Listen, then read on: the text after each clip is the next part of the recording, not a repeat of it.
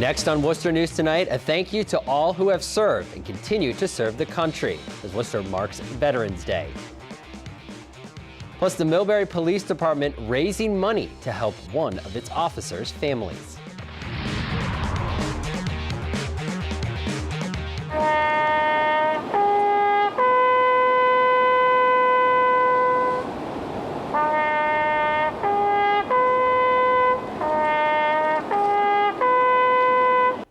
A familiar sound today throughout Worcester as many across central Massachusetts and all over the country pause to thank those who have served. Good evening. Thank you for joining us. I'm Andy Madison. The new Vietnam Memorial in Worcester, as you just saw, was just one of several events in the city on Veterans Day. Festivities included the annual parade, which drew hundreds of supporters. Our Rosalind Flaherty has a look at how the city said thank you to its veterans.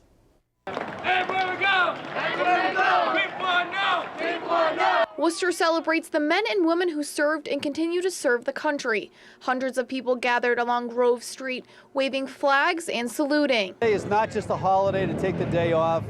It's a day to pause at 11:11 in the morning and think about the fact that this was the day that our country selected to honor veterans who have been there for all of us. Veterans Inc. has organized the city's Veterans Day Parade for more than 20 years. A way that the community can get behind our veterans who have served our nation honorably. And it's also a reminder that we still have men and women, thousands of men and women across the world, still protecting the freedoms of the United States. Paul Verdini is a veteran of the U.S. Air Force. He says seeing the support along the parade route makes him emotional. I'm just so proud. It actually makes me, really upset that, I almost want to cry about it. I think of all the men and women who've sacrificed over the years to be here today. Jack Sullivan is a veteran of the U.S. Air Force during Vietnam. He says he would like to see more people honoring veterans. A lot of these kids these days, they don't even know what World War I, World War II, Korea. They don't even know what it was. Every year we get less and less veterans because they pass away. Ready, aim, fire! Rosalind Flaherty, Worcester News Tonight. Celebration of Veterans also taking place at the St. Francis Nursing Center this afternoon. The ceremony started with the posting of colors by the ROTC of North High School, followed by a patriotic musical performance. Children and seniors sang together. One veteran in the crowd was with his son, who explained his father's service in the Army.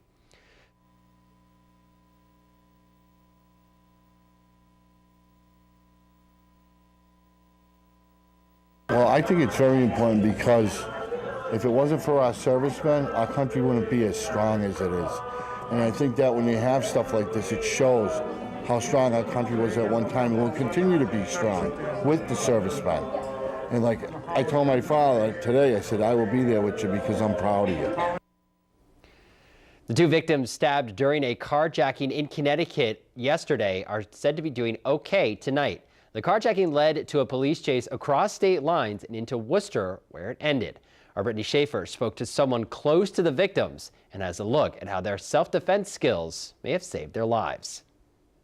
We're like one big family here at the karate school. Jason Silva says his friends Ann and Barbie McCoy were just checking to see if others were okay when they were attacked and carjacked. Ann owns McCoy's Action Karate in Auburn, and when Silva heard of the attack, he was heartbroken. One of the saddest things about it was that they were being good Samaritans. The male jumped in the front and attacked them. Silva says he talked to the McCoys hours after the incident. He says they came up on an accident, but did not know they were dealing with two suspects who had crashed a stolen car before taking their black Nissan SUV. Very shocked and very saddened. They're just some of the finest people I've ever met. And knew to block her vital organs when the suspect attacked her. Silva says she was stabbed in the arm and will need surgery. Barbie received stitches to her head. Silva says their knowledge of self-defense saved their lives. Their karate saved them, thank God. It's so sadly ironic that they've taught us how to deal with them, and they themselves who are forced into a situation to deal with them. Silva saw Ann McCoy Thursday night and says both her and her daughter are doing okay, but need lots of rest. Mrs. McCoy was in very good spirits, which, I mean, that's just the quality of the person that she is. She was tough as nails and smiling. Brittany Schaefer, Worcester News Tonight. The two suspects that were arrested in the car chase are expected to appear in Dudley District Court on Monday. Well, the transition from toll booths to the new electronic tolling system is moving quicker than expected in Massachusetts. According to the Department of Transportation, construction is ahead of schedule at all 23 sites. Our Olivia Lemon caught up with drivers on the Pike today and has a look. Phase 1 is complete on the Mass Pike, more than 10 days ahead of schedule. I'm glad the construction's going faster than expected. In Auburn, Phase 1 included the demolition of the center area of the toll plazas. Phase 2 includes taking down the outer booths. Mass DOT says it will vary at each construction site depending on physical challenges and considerations. I like that they're doing renovations because, you know, expands the lanes. Hopefully it tries to get people to go, you know, a little bit more paced. Mass DOT is asking drivers to stay patient while demolition heads into the next phase.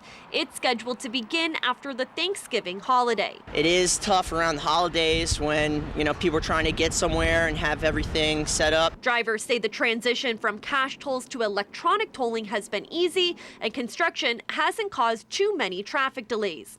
People we spoke with say the biggest change has been remembering they don't have to go through the toll booths anymore. Very weird, very surreal. But no, it's just, you know, you get used to it, and then you're trying to pick up the gantries and is where the booths used to be. So it was a sign of relief, but because it really reduced a lot of the traffic. Meanwhile, Mass DOT says more than 13.6 million transactions have been made with the new electronic tolling system. I am a fan of it, especially with the Easy Pass. It makes it so much easier for people to get in and out. It's an adjustment, but, you know, sooner or later, you put your Easy Pass on, you should be in pretty good shape. Olivia Lemon, Worcester News Tonight. Millbury Police Department pitching in to help one of its officers' kids who is receiving medical treatment at Boston Children's Hospital. After their child was born with Noonan syndrome, the police force has been busy doing what it can to help. It started with a conversation police officer Chris Paulselli had with Officer Jared Wohler about his newborn baby Preston, who was born with Noonan syndrome. He described what was going on with baby Preston, and I just remember coming home at like 1:30 in the morning and telling my wife the story, and she said, we have to do something. We have to, you know, we have the means to do something. Let's do something to help him. As a parent, you look forward every day to see your baby laughing and talking, and I'm sad that they don't get to experience that, you know, since he doesn't make any noise. So they came up with a Patriots-themed fundraiser, taking place during the Pats-Seahawks game this Sunday. And once they started collecting donations, their room filled with plenty of stuff. The whole community's come out. People have been calling us, dropping things off.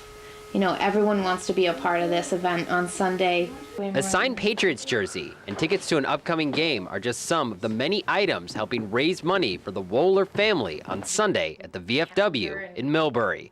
Currently, Preston is receiving treatment at Boston Children's Hospital. Preston has already had one heart surgery and might need open heart surgery. Hi, did you get that? The Paulsellis are hoping Sunday's event can help the family with medical expenses. They've just been through so much. They've made so many trips to the hospital, and I just can't imagine seeing your child in the hospital and not being able to do anything about it. This all started with like one television set being donated, and now you have a room full of stuff, and we're gonna have a room full of people, and that's our goal. The Paulsellis, as you see, have children of their own around the same age as Preston. Sunday's event is at 7 at the VFW. Will include a raffle and a silent auction. Proceeds from the event will benefit the Wohler family. Well, in Leicester, firefighters have deemed a brush fire suspicious and are investigating the cause.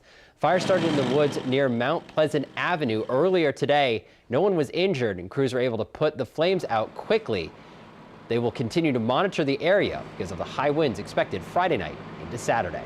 The fire was jumping into different spots in the woods. As they were putting it out, as they first get in there, the fire was kind of jumping around due to the 25 to 30 mile an hour winds. Several different departments responded to the area to help battle the brush fire. Again, the cause is under investigation.